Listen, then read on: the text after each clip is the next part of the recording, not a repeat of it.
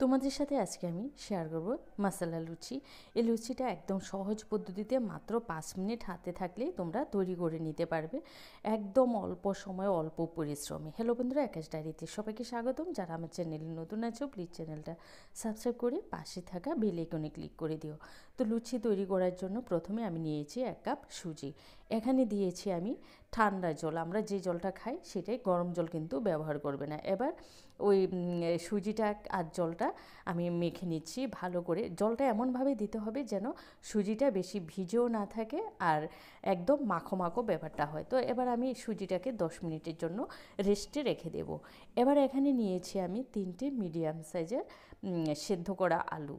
সেদ্ধ আলুর মধ্যে এবার আমি দিয়ে দেব পরিমাণ মতো নুন। যতটা নুনের প্রয়োজন হয় তোমরা কতটা পরিমাণ নেবে সেই হিসেবে। তো হাফ চামচ দিয়েছি আমি এখানে আজওয়ান। তারপরে দিয়েছি চিলি ফ্লেক্স 1 চা চামচ, ভরা ভরা 1 চা চামচ দিয়েছি। আর বেশ অনেকটা পরিমাণে দিয়েছি ধনেপাতা কুচি। ধনেপাতা কুচি দেওয়ার পর এখানে আমি দিয়েছি তোমার এখানে আটা 1/2 কাপ। তোমরা এটা মাখতে মাখতে পরিমাণটা বুঝবে যে কতটা কি লাগবে না লাগবে। দেওয়ার পরে ওই যে সুজিটা আমি ভিজিয়ে রেখেছি, সে ভেজানো সুজিটাকে এখানে আমি দিয়ে দিয়েছি। দেওয়ার পরে এখানে আমি 2 টেবিল চামচ দিয়েছি টক দই।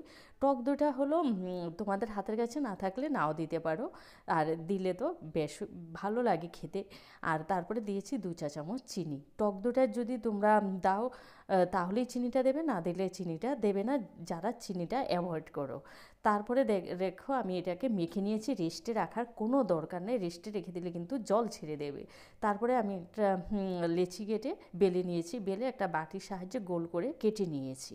এবার চলো ভাজার পালা। তো এখানে আমি বেশ পরিমাণের তেল গরম করে নিয়েছি। গরম করে নেওয়ার পর তারপরে লুচিটাকে ছেড়ে দিয়েছি। একদম প্রত্যেকটা লুচি ফুলকো ফুলকো হবে যদি তোমরা এই পদ্ধতিতে লুচিটাকে তৈরি করে। এখানে কোনো বেকিং পাউডার বেকিং সোডা কিচ্ছু ব্যবহার করবে না।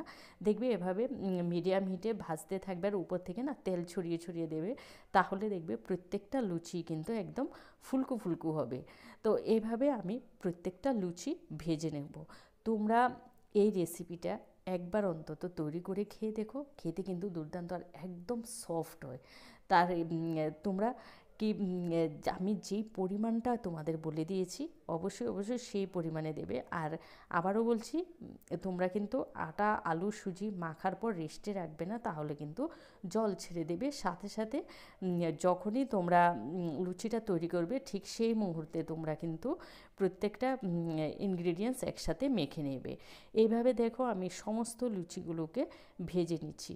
ভিডিওটা ভালো লাগলে তোমরা ভিডিওতে একটা লাইক কমেন্ট শেয়ার করতে কিন্তু ভুলো না। যারা আমার চ্যানেলে নতুন আছো প্লিজ চ্যানেলটা সাবস্ক্রাইব করে পাশে থাকা বেল আইকনে ক্লিক করে দিও, তাহলে যখনই আমি নতুন নতুন ভিডিও আপলোড দেবো সবার আগে পৌঁছে যাবে তোমাদের কাছে। তোমরা ভালো থেকো, সুস্থ থেকো, আবারও দেখা হবে নতুন ভিডিও নিয়ে। আজকের মতো আমি তোমাদের থেকে বিদায় নিচ্ছি। অবশ্যই অবশ্যই এই রেসিপিটা অন্তত শীতকালে একবার ট্রাই করে দেখো। টাটা।